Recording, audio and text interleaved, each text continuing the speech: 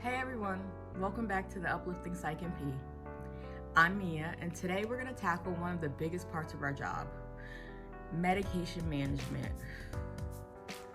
I sigh because it can be so overwhelming, especially when you're new and you're trying to figure it out, and it can be very overwhelming. If you ever felt overwhelmed by all the psych meds out there, you are not alone.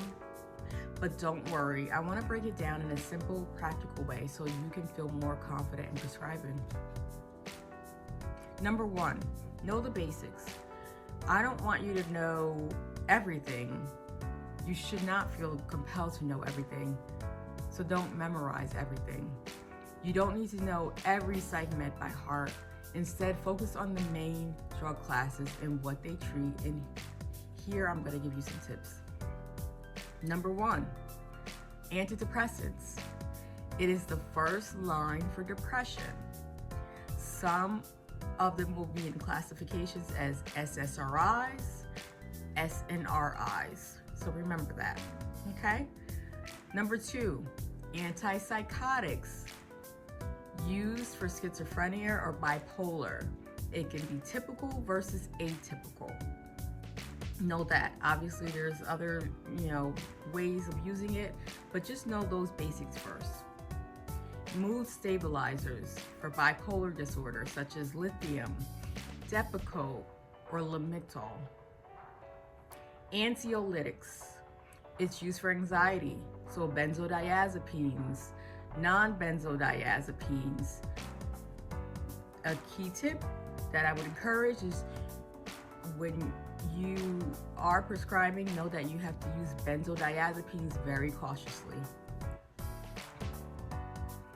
Stimulants and non-stimulants. That is for ADHD. A key tip is watch for misuse potential. Tip: if you can connect the symptom, the right med class, you're on the right track. You're halfway there. Next, start slow when you're prescribing a medication, and go low, but don't undertreat. The golden rule: start with the lowest effective dose and adjust as needed. But don't be afraid to go up if the patient needs it. If a patient is struggling after 4 to 6 weeks on an SSRI, consider a dose increase before switching meds.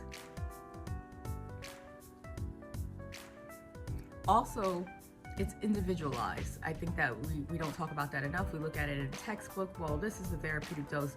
Some of your patients you'll find, it's not always common, but sometimes you'll find a patient who is very new to meds, period, and they don't know how they're tolerated, so they're fearful. So don't be afraid to kind of gauge where they are on their journey and their comfort zone, and even if it's just telling them to take half of the dosage that you're taking, that you prescribe, so that they can get adjusted to it and then hike up a little bit as they start to feel comfortable.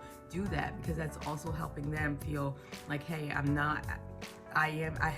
have some control over this situation, and I'm not just taking a med at this dose that I don't know if it's too high, too low. You're getting them an opportunity to ease into it and get adjusted to it, and assess the side effects and helping them to allow it to resolve. And that's just my own tip of feeling like when you do that, you give them more likelihood of staying consistent with the medication when you kind of go slow and work your way up. And that's individualized, obviously.